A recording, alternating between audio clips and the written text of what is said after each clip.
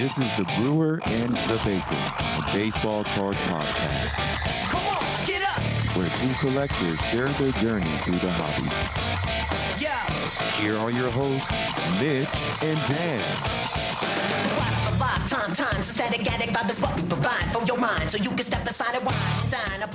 Well, hello, Dan. Hi, Mitch. Hey. Hi, Jason. Hello. So, folks, yeah, Dan, I just spilled the beans. yeah. We have a guest this time around. We have Jason, whose Instagram is GinterGoldFever, and I believe that kind of gives away what we're going to be talking about today, right? Maybe just a hint at what we're going to be talking about. So when this episode's release, it will be the day before, supposedly, hopefully, the day before that. We've not seen like update style delays. Like Ginter this, drops. So right. Yeah. So yeah, it'll be a couple days early than normal, but Ginter drops on the 3rd of December, hopefully. So this will be December 2nd when this comes out. Yep. So I decided, hopefully, and thankfully, we have Jason here from GinterGoldFever, who is a Ginter super collector. I don't believe that is understating things. And he built himself quite a following on Instagram. So, and to be completely honest, kind of reignited my love for the set. So, hi, Jason. How are you? Dan, I'm doing well. Thanks for the intro and everything you're doing here. I've been really looking forward to doing this with you guys. Oh, awesome. Before we get to that, though, we have a little bit of preliminary stuff to do first, right? So first things first, get a hold of us on socials. Follow us on Instagram. Our handle is Brewer Baker Podcast. Email us at brewerbakerpodcast@gmail.com in case you want to do something that long form, can't big, handle big on, files. Yeah. Which hasn't happened yet, but one of these days it will. We just want to make sure it's available. So let's talk about what we've done in the week since we last recorded. Yeah, it's been a quick week. Yes. At least it's not been back-to-back batching before National. Right. Yeah, generally, so last week I talked about my one big major purchase, which was my Jung-Ho Lee Bowman Spotlight PSA 9 that has finally popped up on eBay.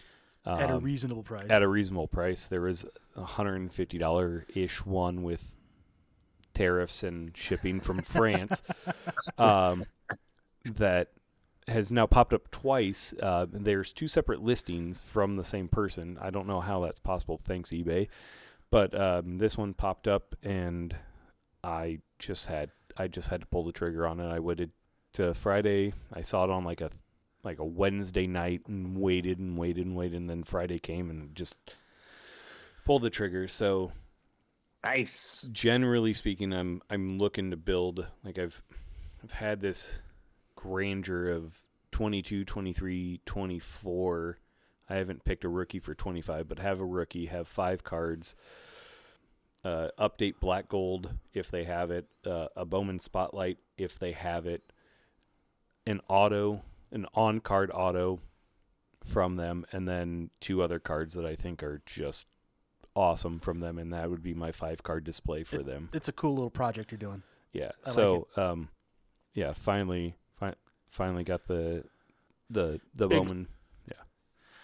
Mitch, explain that again. So you pick a rookie every year, and you get those specific kinds of cards. Yeah. So that's 25's been a rough year because I haven't found a rookie that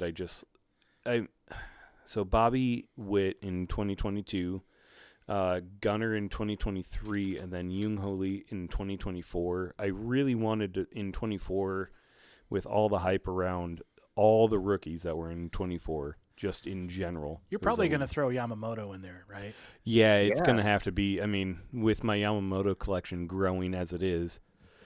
So if you haven't seen, I pulled a gold crackle, yellow crackle, whatever it is, something like out that. of a hanger for $12.99. Gemmed it, and Is that a, what, it's out of 75? 50. 50? Yeah. Out of 50. It's a gorgeous card.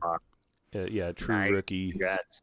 So that kind of started that. Now I've been building my Yamamoto collection. So 24 was kind of a loaded year. 25, I haven't really picked a rookie yet. for that year. But generally That's speaking, okay. You have two from 24, so that makes up. Now for it. I've got two from 24.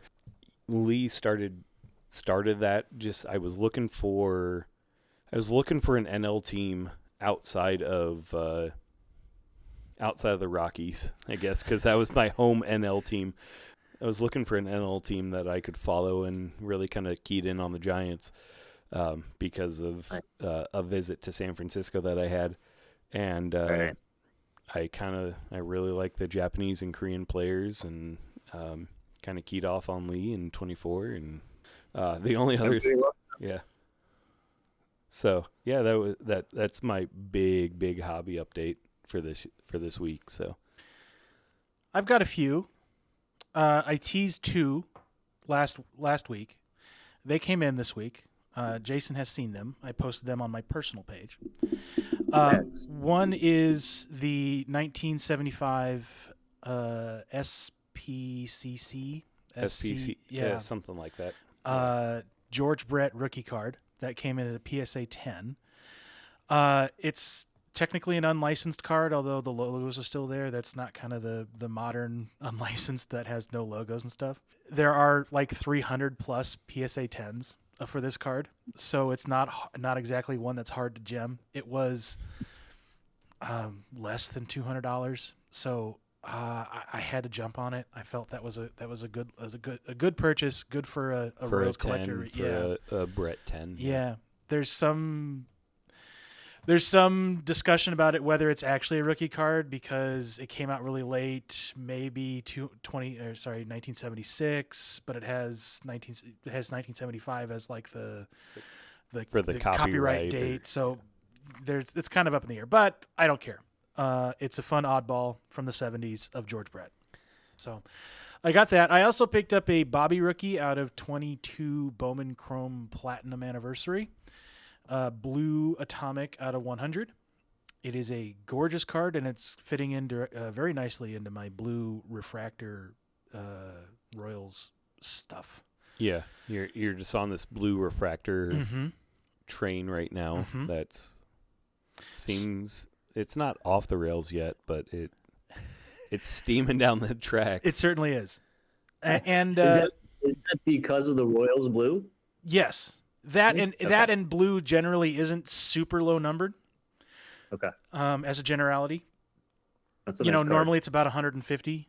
Sometimes it's a little more, sometimes it's a little less, depending on the year. Finest 200. Yeah, depending on the year. Like Topps Chrome, it was out of 250. Or $7.99. Yeah, hollow it's foils. Weird stuff. But generally, it's out of 150, so that makes it rare but not unavailable. Color match. Blah blah blah, that kind of stuff. So it kind of ticks all those boxes for me. And then I also have been going after a Royals Ginter Mini out of 50 or lower. Yeah. And so I picked up a 2009 Alex Gordon Mini Bazooka back out of 25. I love that photo, by the way. Look up that card. He's blowing a bubble. Yeah, which is very on much a bazooka back. Yeah, which is very much on brand for Alex Gordon. If you know anything about his career, that is very much on brand for him. I just really would love that catch, that laid out. With the bubble. It's so good. Yes. So I had a busy week. It was a good week. Normally we would do a update on the insert tournament. Yep. But we're recording this a week early to accommodate Jason, which means we don't have the full voting results. I'm not going to post preliminary the second round of voting until we are after we get done recording this tomorrow, right? So that's how it's going to work. Yeah, what I'm going to do is we are going to take a break here for a moment, and then we are going to edit in the results where Mitch and I will give it the proper fanfare that we would like it to have. So give us a moment to take a break. It's about a week later from when we originally recorded. We have our voting results. We are happy to announce those. But before we get to that, in the interim time between us recording originally and recording now, Tops dropped the Allen and Ginter checklist. Yes, finally. And our guest, Jason, is a signer in this year's iteration of Ginter. Wow. Color us surprised. Yeah, that actually, yeah. He kept that really quiet because there's a moment that's coming up in the episode where he could have said something, and I think there was a knowing glance when we were talking to him. Yeah. But he didn't say anything, and we totally missed it. Yeah. We'll have to check the tape on it and see. And Yeah. so yeah, he's that's signing super in it. cool. He's got it's a mini. It's in the Tops employee section of the checklist. There's 8 employees, I think, that are in that subsection. Something like that. Something like that. And it very, very short print runs of those. So just 10. He only signed 10. Yeah. So we're gonna have to get back with him and talk more about how that process went. If that, because we're very interested in the behind the scenes, I guess you could say. He's not an employee, but because they had such a short print run of the set, they just kind of threw him under the employee signatures checklist. So I think they just treated it that way. All right. You ready for the results? I think so. Yeah. Let's. Okay. Basketball. Sorry. So for the 1 versus the 9, HFA versus Black Gold. Ooh. Mitch, who do you think won this? So I think first round of voting, I think it went HFA. I know when I voted in the second round of voting, Black Gold was ahead, but it wasn't by much, and that was early. I think there was 7 total votes at that point. So I'm going to lean more towards HFA because of round 1, but that's a tough one. HFA, it was never close. Oh, so HFA it was just won a short sample. 71% to 29%. Okay, so it was just a short sample size that I had on that second one. Yeah. So the 4 versus 12, Spotlight versus Lords of the Diamond. Well, I think Lords of the Diamond took this one. Spotlight, I think, has a following, but it's such a new, and it's primarily rookies and or prospects. It's not as wide reaching. I think Lords of the Diamond took that one. I think you have some very solid logic there. This was the closest vote out of the 4. Spotlight took it 57 to 43. Okay, not that far. So that means in the final 4 for one of the matchups, we have HFA versus Spotlight, the 1 versus the 4. Wait, Spotlight did take it? Spotlight took it. Absolutely. Okay, holy cow. 57 to 43. Mm-hmm. Okay. All right. The 3 versus 6, All Kings versus 90s era triumvirates. I mean, I know in round 1, All Kings was blowing it out of the water when I voted. But I mean, triumvirates, like, that's such a cool die cut set. I still think it's got to be All Kings. It was never close. 75 to 25 Okay. for All Kings. And finally, the 2 versus 7 stained glass cards versus rip cards, the ostensibly all A&G matchup. Yeah. I mean, there is still some tops ripped out there, or not ripped, tops ripped cards that come out. I specifically mentioned A&G in my when I nominated the rip card. Yeah. I think it's. I think rip cards are more. I can't say they're more rare because stained glass comes out of rip cards, but at the same time, I think stained glass probably took that. Stained glass, again, never close. Stained glass won 71% to 29%. Okay. which means we have a 3 versus 2 matchup, stained glass versus all kings. So our tournament went completely chalk. You need to congratulate Sam for doing an excellent job in seeding these. She apparently knows the will of the people. Right? So, to repeat, the final 4, HFA versus Spotlight, the 1 versus 4, and the 2 versus 3, Stained Glass versus All Kings. I think, if I'm going to throw out a little bit of a prediction here, I think it's going to be a 1 versus 3 matchup. I think it's going to be HFA versus All Kings. Oh, yeah. And that... I've yet to And by actually... the way, 3 of your nominations are represented here. I only have 1. It's the HFA. I mean, I feel like I've got to... No, I'm just more... All mine were more modern. Not more... You know what I'm Not all saying. of them, but most of them Yeah. were. So I'm wondering if it's recency bias on that, or if I also have a finger on the pulse. And I mean, both can be true at the same time. Yeah. They're not exclusive. Yeah. Right. Well, I think it's time to get back to Jason, right? I think it's time to get back to Jason. And we are back. That was all very exciting, Mitch. I'm very excited to see. Yeah, to that's see, super cool. Yeah. that would. Oh my gosh! What a win! Yeah. I can't believe that upset. Oh man. Incredible.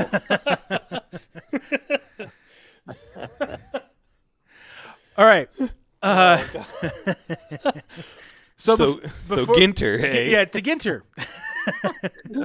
First, I have noticed that there is a lot of a lot of people aren't really well knowledgeable about what goes on in Ginter, especially new collectors. So I'd like to take a time to do Topps' job. So give me a moment. I wrote a little screed here. It's not very long, to kind of give a good breakdown of what I think Ginter is and what it's trying to do. So I'm going to read this directly as I wrote it. I'd like to take a moment to do Topps' job and explain Allen and Ginter. I see every year after Ginter releases, people online complain about the product because they don't understand it. They don't understand what the set is trying to do, why a baseball product has cards featuring a dog, or why there's a subset dedicated to flags. The original Allen and Ginter set was a cigarette company that pioneered the use of collectible cards to drive sales. They were the original cigarette card in the 1880s. They did not feature just baseball players, however. In fact, baseball players were a very minor feature of the sets they produced. Birds, Native Americans, flags, weaponry, dogs, generals, politicians, and cowboys are just a small sample size of the things that featured on their cards.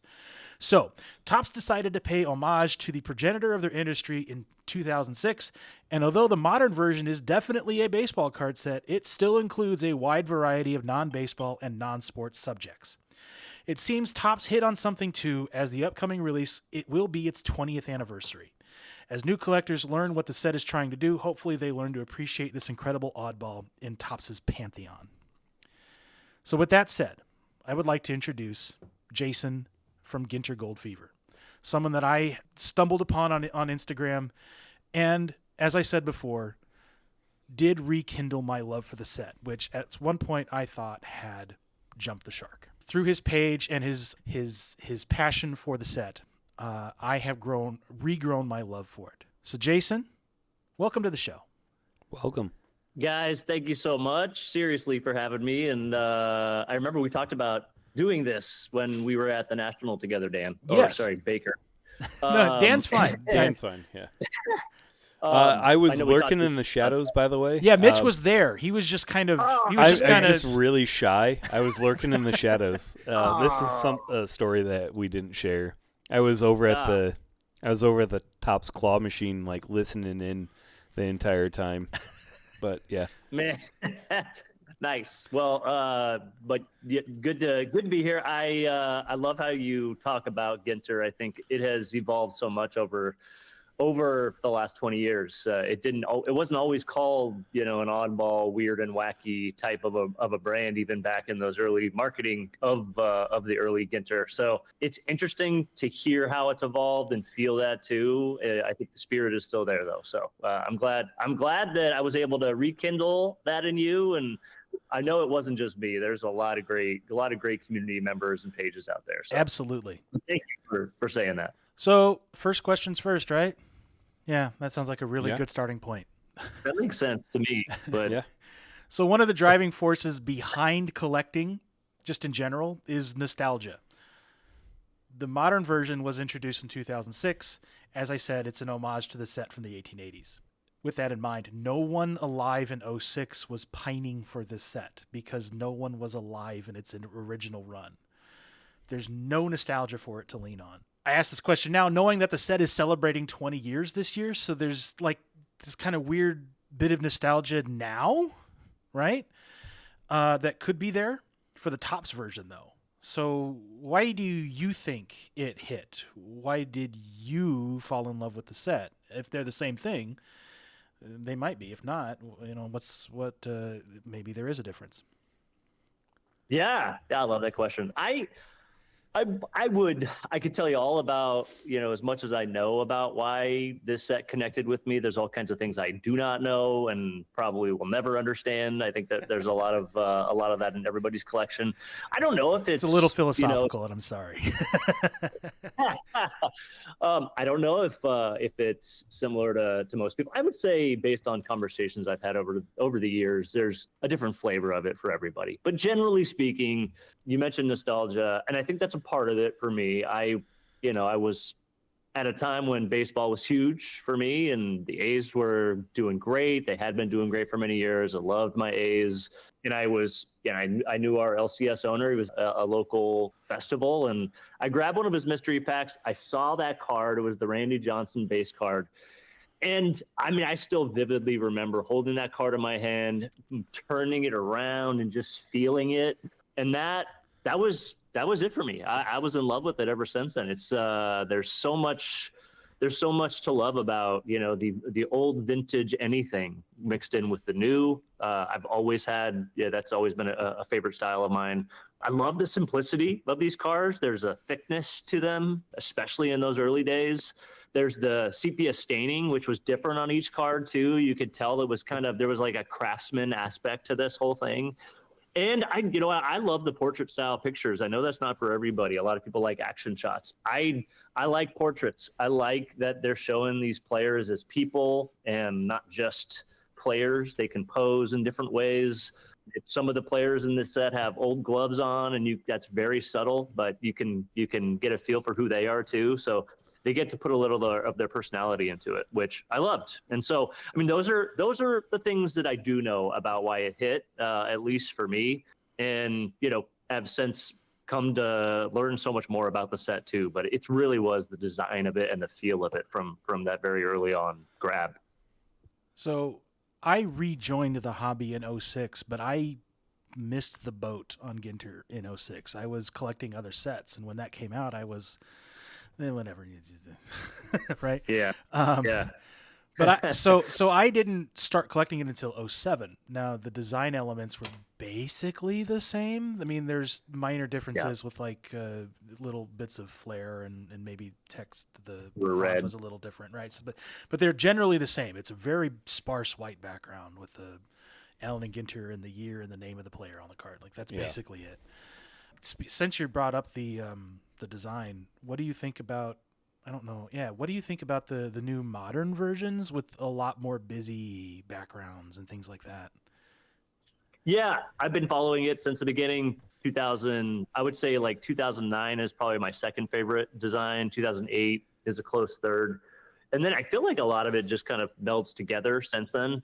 You have different eras, like 2013 to 2016. Those were all similar kinds of filigree around it, and they were almost indistinguishable for a few years there. And then since then, these last few years, for me, from a design perspective, I'd love a more simple design. I'd love to see a little bit more of those, that earlier just simple photo splashes behind them in a more vintage way. But I would say the last few years, they haven't been my least favorite either. So it's not, there's a lot to love about the photography they're using now too. They're definitely, you could tell that they've invested in a more diverse set of photos, which has been nice, and players. And I guess to answer the question in a shorter way, these last few years are way busier than what I loved about those, the first 4 or 5 years. But I'm still really enjoying them. I like that even though they are busy, they still keep a very 1800s kind of aesthetic about them. They do. And they've been really experimenting with the bannering, the lettering. It's just been beautiful to see a lot of that last year with the different ribbiting, and just kind of the Victorian art direction that they've always had.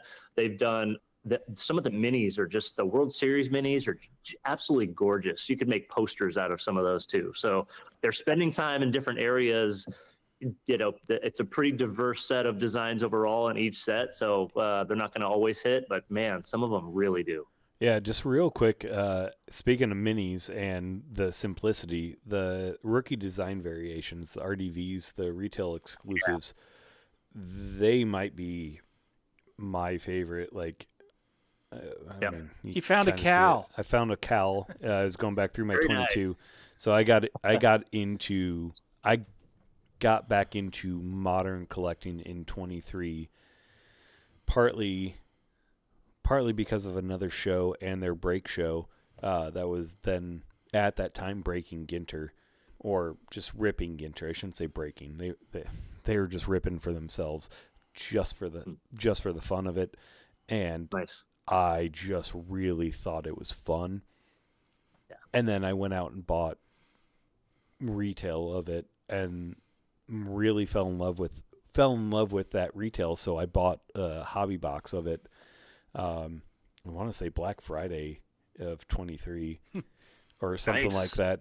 And the hobby box came in, and it was a hot box silver. I got a hot box of it, and that kind of just locked it in for me that Ginter was like the thing that I wanted to rip. Anyways, but yeah, speaking of the simplicity, the rookie design minis were by far, like, that's something that I really enjoy. I love the simplicity, but with that color splash. Exactly. Oh, it just speaks That's to what me. that whole 06 set was all about. It's that feeling that you have looking at it is exactly the feeling I had looking at those cards when I first opened them, and I just got obsessed, like actually obsessed with this thing in a great way. So yeah, you get it. Yeah. So speaking of design, to anyone who isn't following Jason on Instagram, again, GinterGoldFever, highly suggested. One of the things that he does really well is his presentations on his Instagram posts. He puts a lot of effort into his backgrounds and the like. So, like, what's the driving force or inspiration behind those? Describe them for us. I really would do a disservice to what it is that you do. So describe them for us, for those that don't follow your page and don't know what we're talking about, before you get started. Absolutely. Yeah. Well, first of all, I want to say that, Dan, that was quite the segue. That was really well done. It was right there. I had to take it. That was impressive. Okay, so what I do on my page, and it's evolved a lot over the years. I've always loved art, and I've always loved these cards. I will 100% tell you, when I started my page, the intention was never to marry the two. It just kind of naturally happened, and I started. I'll say inspiration-wise, I love Wes Anderson. Love his style. I love. Yeah. So good. quirkiness. I know we like each other so much right now. I love Wes. I love the symmetry of it all. I love, the collectibleness of his movies. It's like a bunch of collections that are spread out. And so I love that flat lay feel. So I started doing flat lay photography with just found objects that I had and anything that would make sense awesome. for the subject. And I started buying old Allen and Ginter tobacco album pages from the 1880s and putting those around cards, and tobacco tins and putting those around the original smoker cards that I had. And so it really was, it just kind of fed each other. The So cards cool. fed what the the objects were, and vice versa. So I started in that way, and then I've always liked to illustrate. I drew a ton when I was a kid, and I just thought it would be fun to create my own background. This was probably 3-4 years ago now. And I started with a frame of that 2006 Allen & Ginter frame, and I just replicated that and then put cards inside that. And then I kept adding to that and just painting and learning more painting. And I mean, I've just never looked back. It's, just teaching yourself, just keep going, and yeah, just kept going. I've put backgrounds together using actual Ginter cards. I try to get super creative with the mediums. I've tried, everything from watercolor to texture to now lino cuts, and I'll be working on some others here soon too. So I'm curious, did you get blowback for, like, and I'm using air quotes, destroying some of those minis that you did in like one particular background that you have? I got a little bit. I was surprised. Not surprised for hearing about the reasons why, or yeah, I guess when I thought about it more, I wasn't as surprised. I was surprised to get any kind of blowback for it. And when we say blowback, yeah, these are light ribbing and, pretty neutral comments. Nobody's mad at me about it that I know of. But yes, I say destroying any baseball card and doing it, in mass because of the way I collect some of my unofficial autos or other things, and taking relics out of frames, but then also to, now just beat up cards, rip them up and make them look old. Yes, I've gotten a little bit of that negativity, tiny bit. We're not talking about Dynasty here. We're talking about a mass-produced retail. I know. Yeah, I would never destroy any of the good, the more rare cards. But yeah, no, I know what you mean. Yeah. I know what you mean. But it exists a little bit. People need to get out of their own way. Go ahead. Did you have a? No, I wanted to make sure to follow up on the art. Yeah, go ahead. No, people need to get out of their own head. Oh man, I know everybody's gonna have opinion about everything, which it could be helpful. But the only point I wanted to make about the art, which I've been reflecting on since you sent that question over, and just in general, I think when people ask me about what I like about these cards and why Ginter, or even just why these specific, even printing plates or something else, I have an answer for them, and of course I can say a lot of things, but I think the more I think about these backgrounds and what inspires me to make them, and then also to find custom solutions for types of cards, I think an answer in that is just, the art itself is kind of the answer to why I collect these cards. Just out of curiosity, and you don't have to answer this if you don't want to. Is your profession involved in any way, shape, or form with art? No, not at all.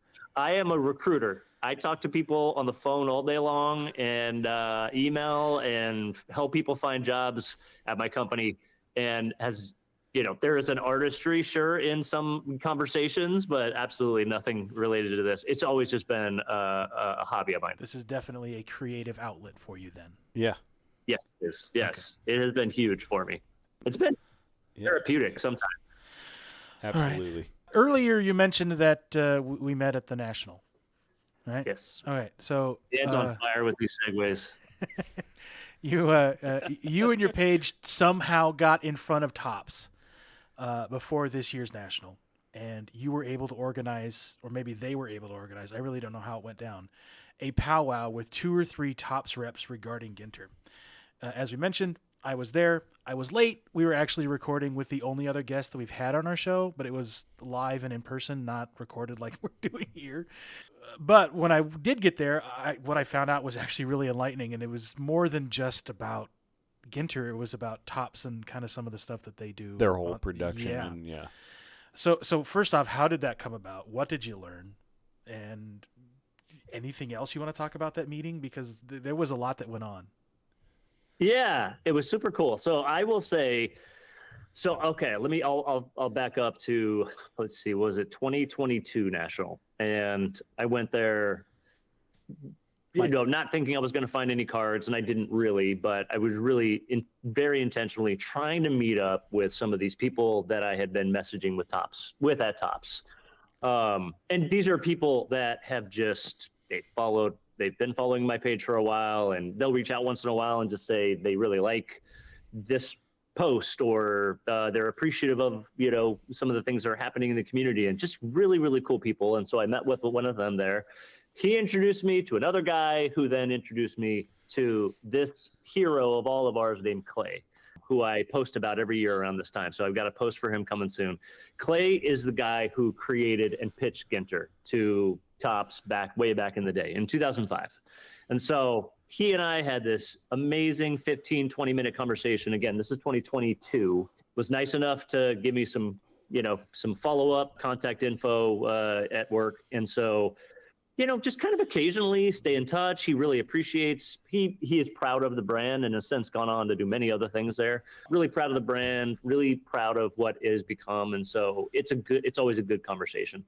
Fast forward a little bit further, I've since met with, you know, some of the actual brand team and product team, and had really good just collector discussions. They've always been so accommodating and excuse me, very nice to just kind of include different people in not just feedback, but just kind of, you know, encouragement. So it's been really nice that way. Met the social team, you know, so her name is Tiff. She's the person that you met there. Yep. So you met Tiff, Clay, and Jeremy, and they're all there. These are all people that are highly influential within this particular brand development side of things. And so I just kind of told them, I'm going to be at the National this year. I'm going to try and get a big community there. We're going to try it. I'm going to see who can show up in the Ginter community. Would they be interested? This is probably 6 months ahead of time. Would they be interested in getting together? And they probably got back to me within, you know, not, let's say, a couple hours, and said, absolutely. Wow. And so, it became this unofficial thing that I would just follow up on and make sure they knew it was on my radar. And then we get to the National. We probably got, what do we get there? Maybe 10 or 11 people or so, which was really nice to see filled that up. It filled up that little area that we had. Yeah. Couches, yeah, it's a little whatnot. Ginter greet up, as we called it. I messaged Tiff. I say, hey, we're going to be somewhere around the Topps booth. I had gotten kicked out of a place I was already in. I think we were just going to go meet by the back door or something. Yeah. She messages me and says, hey, I reserved this couch area for you in your group, so come on over.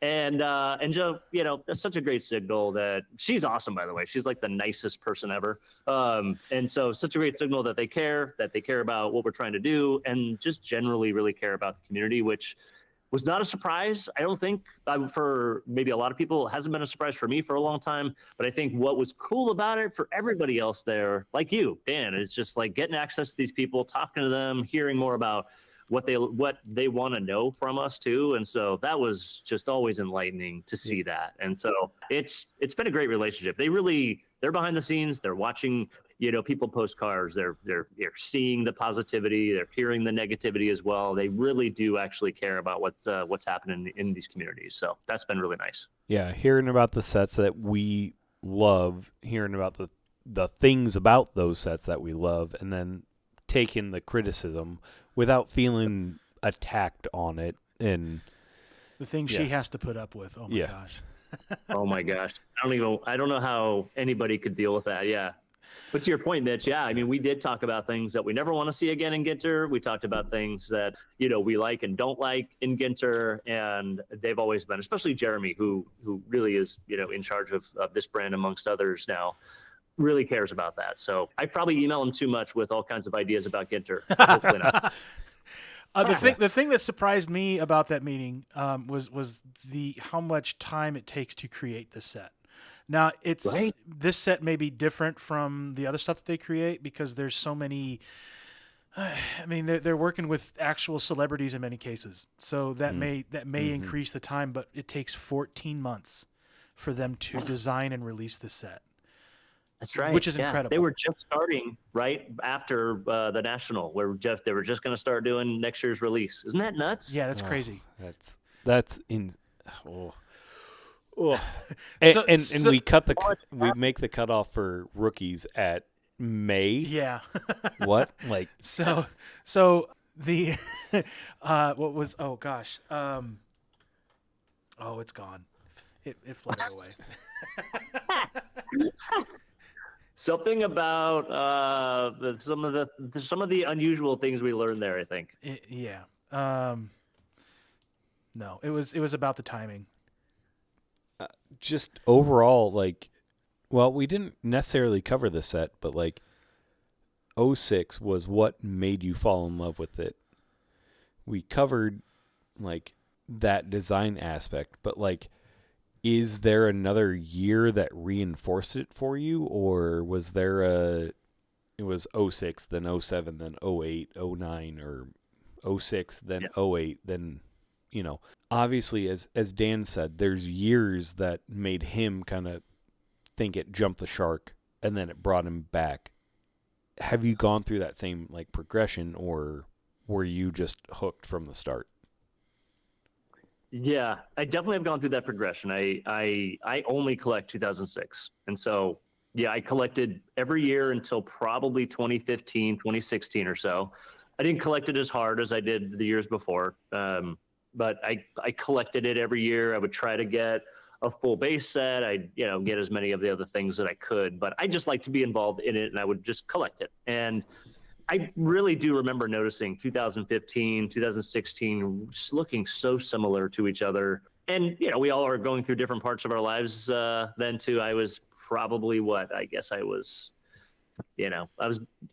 getting married and starting family and, getting into different areas of life. And so you kind of pull back from all of this. And that was part of it, is I just wasn't as interested anymore. And then at some point in either late 2018, early 2019, and then even more so during that first year of COVID, as we all did, you start thinking about everything you have. And I remember being in the garage, looking at my, 4 or 5 massive Rubbermaid bins of cards, and just being like, I think I'm just going to sell all this. And then as I was going through it more, looking into some of the early years of Ginter, I found my 2006 binder, and I opened that up, and I just fell in love all over again. It was just there. I had already amassed probably the largest base amount of cards of a set ever. That was always that original goal. But then I had some relics. I had a lot of the minis. I just spent a lot of time looking at them all, and decided then, I just said, I'm going to sell everything else, and I'm going to fund what I want to focus on with 2006. And that didn't just include these cards. It included posters that I'd had and action figures. And so all of these things along the way really and the collection of decisions really reinforced how much I really do love 2006. And I just keep coming back to it. And it's, it's still one of those things that just gets me so excited to look at all of these. So it's really the reduction of other things that made me, or the less value on other things here, that made me love this set even more. So you you only collect 06. You still open the new stuff. You had a series of videos last year with your daughter, I believe it was, right? That's right. Yeah. Yep. Nailed. What was how was that? How did that go? What can you tell me about that? That looked like fun. Oh man, biggest smile on my face right now. So my daughter June, she goes by Nails affectionately, partly because she always has these nice nails when she's ripping packs, and then also because she always picks the good pack with the hits. Sure, and if you're going to be on camera, you'd better have the good nails. Yeah, you do not want to have disgusting nails, but you might as well have them painted too. Yeah, I still rip every year. So I've ripped every year since 2020, and I will always rip at least a case of Ginter. Well, I'll say as long as it's affordable. Right, that's an important part of that equation. So I always rip a case of Ginter every year. I already have all of it is already reserved for the fellow Ginter nuts and the different kind of areas they collect, and then I sell the rest of it to other new members collectors that I can find either through my Facebook group or Instagram. But I just like to be involved. I like to see and feel them. I like to see and be able to be and remain a relevant, helping subject matter expert for people too, as they're, asking an account called GinterGoldFever questions. I should probably have some answers. So, yeah, I just like to be involved in it still. And 2022, there was Stephen Dubner, who's a hero of mine, and like, you know, just this, as you know, fantastic interviewer and podcaster and an author. And so I super collected that card. If I find other subjects like that, then absolutely I'll collect them pretty hard. But otherwise, it's just fun to be involved and find cards for friends. And then I give away all the rest of them here at Halloween and some mystery packs too. So you're always going to do something with all these cards. That's I built packs for Halloween this year. Did you? Nice. Yeah. It was a mix of 22, 23, 24, even 25, just all across all Topps products. But that's so cool. Unfortunately, minis don't come across often enough to give out minis, but I would love to give out the minis because that was one of the things that like interests me the most. But For sure. And the kids, I don't know if I'm sure you experienced this too, but the kids, we had probably 150 packs of cards, and there's, I think, 30 cards in each pack. Those things went in 30 minutes. And it was, wow.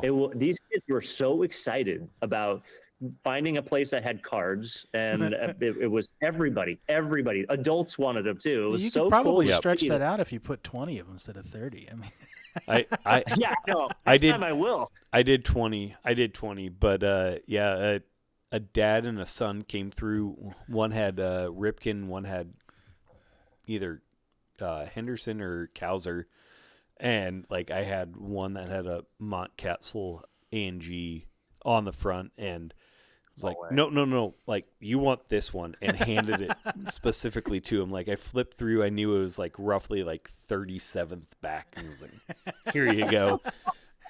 It's like, nope, you want this one. Your dad's got a Ripken jersey on. Like, you guys, nope. Here you go. Yoink, take this one. Yeah, no. That's You so want cool. you want this one. Like this one's Orioles heavy one. Anyways, Dan, did you get to the hypothetical? I did not. Chance? No, okay. I just kind of stretched it out. Okay, thank you. Sorry. Holy shit, I had to pee there. I was wondering where Mitch went. Yeah. No, sorry. Had to. Second week in a row. Second week in a row. I'm getting old apparently, or it's all the beer. So we kind of talked about design elements, but hypothetically, you're given the opportunity by Topps to affect one element of the set, design, celebrity, pop culture subsets, which is another like secondary question I have from there because I've noticed a pattern that they have, or set size, insert print runs, things of that. What would you affect if you could with the set? I've been looking forward to this question. There's so many things that this is a whole episode in and of itself. If you ever want to do this again, let's just hypothesize. What can we do to change Ginter? This time April going into July for them to make the changes going into the National to then get the feedback to get back. I'm sorry. 2027, we're gonna have an effect there.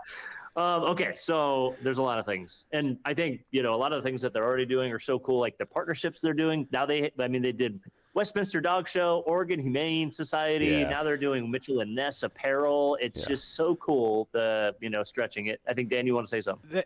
They've actually had quite a few Westminster Dog Show type stuff, and I'm very happy to own a Springer Spaniel Winners the Winner's ribbon. Yeah. I'm really happy. I'm really happy to own that. Yeah. Damn, that is so cool.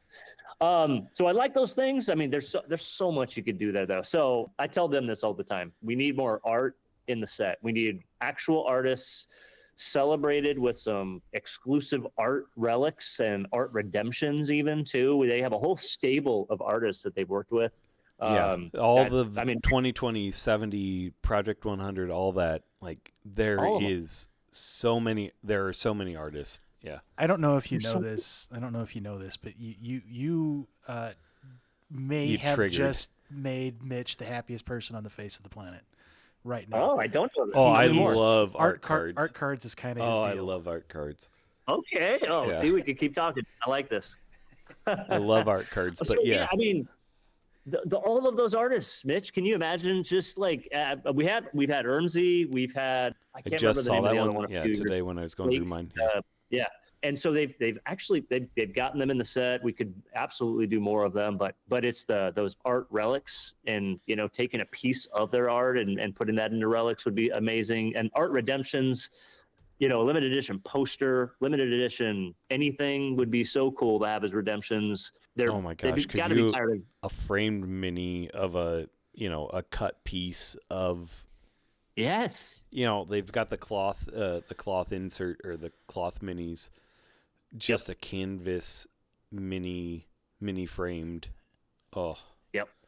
Right. What's kind of a normal poster size? 9x11, 13x11, 23 by like 28. Yeah, 22 like by that. 28 or something. Imagine like like that. imagine like a 9x11 print from Alex Pardee. That's Allen and Ginter.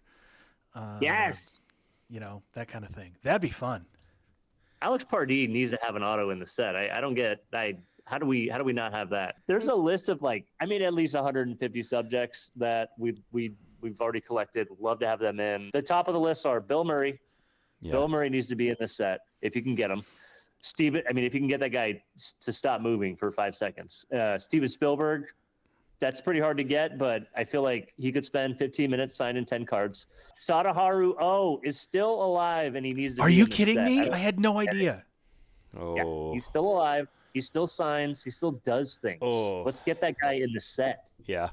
More movie-related relics too. They've had the Breaking Bad script broken up into relics. Imagine that for The Natural or League of Their Own or Field of Dreams. Oh. You could even break up an old poster or just a part of a script. You could do all kinds of things. A press kit even from the old days.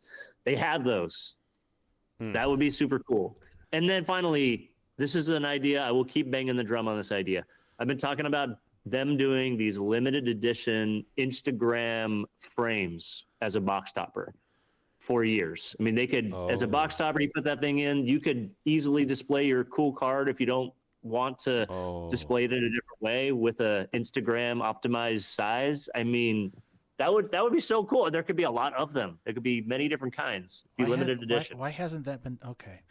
Yeah. Holy cow! Fun, right? I'm kind of blown. Before the national, you put out a call. Hey, who are some celebrities you think should be included in the set? I think one of the suggestions I gave was Penn and Teller. Yes. Yes. Yeah, I'd like to see Penn and Teller. That'd be such a good dual auto. A dual auto. Yeah. Yeah, great dual auto. Yeah. They. Yeah. Go ahead, Mitch. Sorry. I was gonna say I have a DMC. Look at that. Yeah, DMC auto getting the Beastie Boys or yes, especially with that Brooklyn Bronx that New whole York, connect that connection, New York connection to this set as well. Good one. Ooh, that That'd could be fun. good, really good. And they've obviously been doing, some great post-punk types of bands these last few years. So maybe there's more of that scene to come as well. Yeah, Newfound Glory in 22, Thrice in 24, something like that. Yeah. So speaking of that, I see trends in those sorts of things. Obviously there's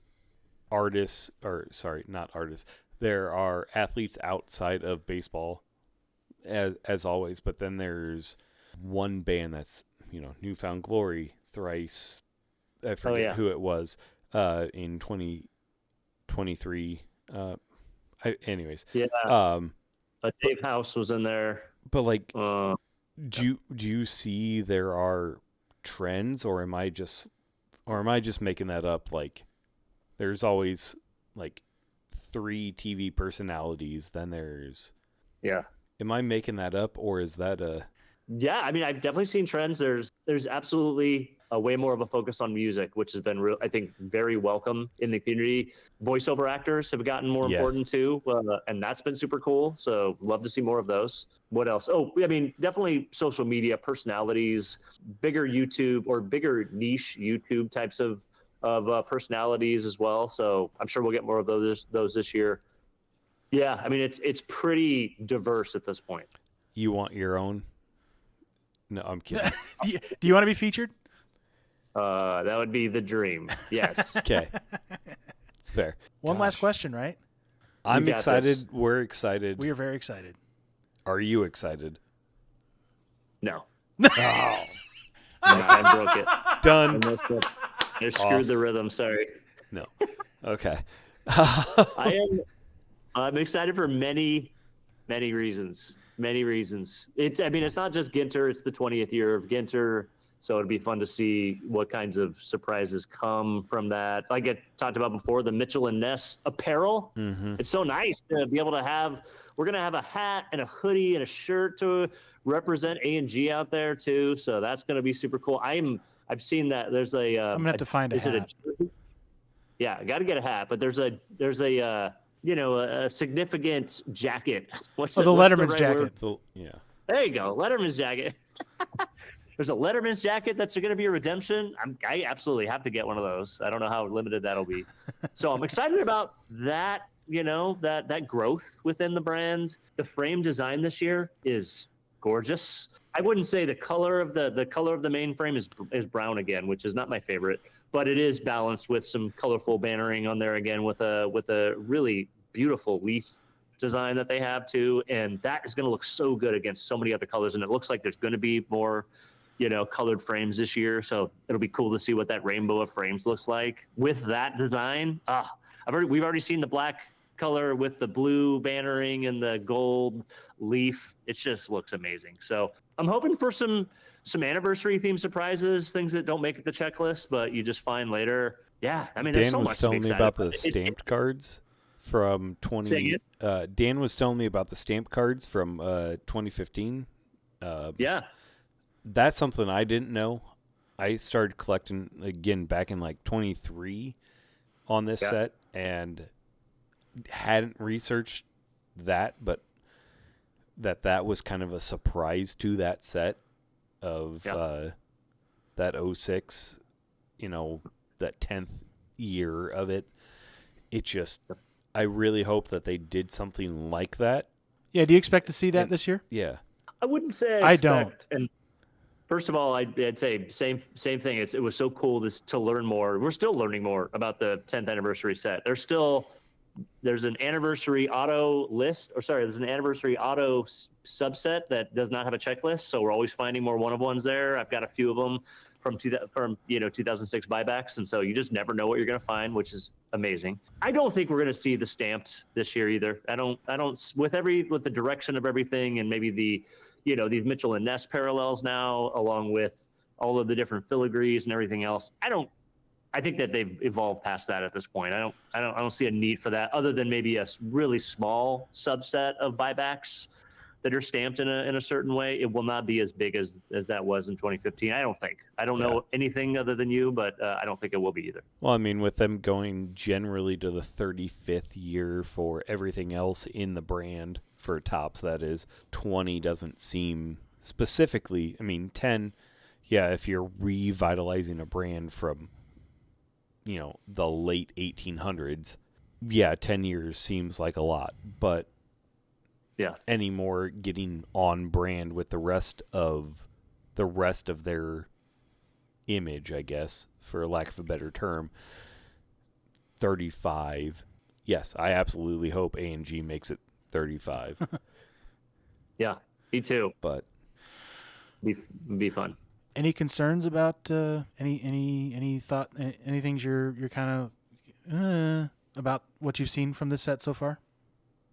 I'm probably way too much of an irrational optimist to answer that question. I'm very optimistic about so many things. I think there is general community concern about going from 3 hits to 2 hits, enjoying the 3 hits these last many years, and going back to that original 2-hit format. But with all the additions of, the limited edition frames and filigrees and now the Mitchell and Ness partnership, it feels like, this is the optimistic side, it feels like there is more of a focus on maybe those 2 hits are only 2 hits, but they're maybe better hits in solid, general, yeah. and as far as quality goes. And then beyond that, we have all these other parallels that, as you know, Ginter lovers love. There's a whole bunch of mystery to this set. There's a lot of different subsets you can collect, and now there'll be some additional ones too. I think I'm generally really excited about it all, but I'll remain as cautious as I can be as an unabashed lover of this whole thing. So we'll see. But generally very optimistic about it, and it's so much more excited than concerned. Well, normally at this point in the episode, we would run a one of these, a wheel, an electronic wheel, where we would have a question of the day that Mitch's wife has provided us. I mean, I can ask question number 1, but no. We're going to forego the wheel because we have a question that is pertinent to Ginter. Yeah. So she specifically asked, what random theme insert would you like to see in A&G? Like baby animals, or a fad through the decades, or ...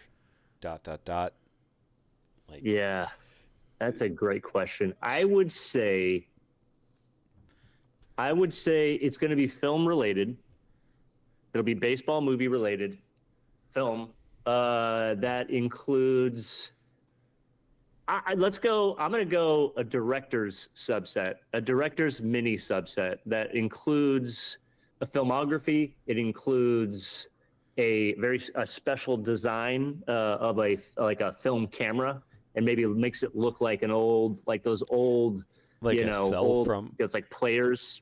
Tobacco cards. So make painted like that too. So I'm gonna go that. Let's say, okay, I've refined it now. It is a mini set of famous film directors that is made to look like an old poster on a marquee. Do you want to dig into this? Oh, let's dig into it. All right, how big is the set? How many cards? How many people are we featuring? I'm thinking really. Go ahead. Oh, I was thinking like 12. But nice. Okay, I was going to say I'd like to be really disciplined about it. I was going to say 20. Let's say I'll say 25. Okay. We'll have 25 minis, and that'll get you a pretty diverse set of film directors for people. So, like, we going from like D.W. Griffith to Martin Scorsese to oh God, who's the Transformers guy? The Transformers guy, Michael Bay. Yeah, Michael Bay. Is that what we're including here? It's like the entire gamut of Hollywood. Well, I don't know if we include those 3, but I think those time frames make sense. Yes.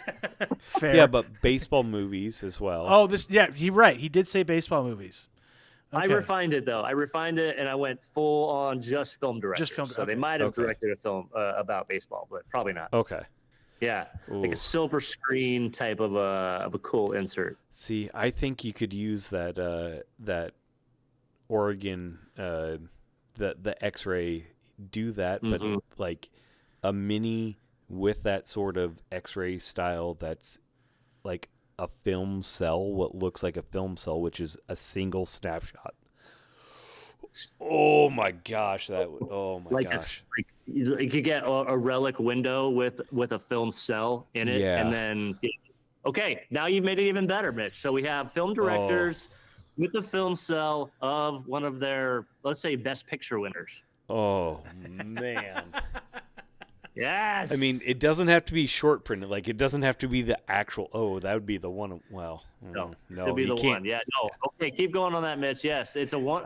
It's a one of one. There's only a single cell that came from the original film. Yes, exactly. Yes. Oh my God! Can you imagine the backlash from cinephiles? Oh. Yeah. You did what? You ripped a single scene, a single frame. Oh man! But I mean, you could easily copy a single frame and make that. But you could make that a mini, and it looks like a piece of film with the timing, with all the the keys in there. Oh man, that could be a sweet looking mini.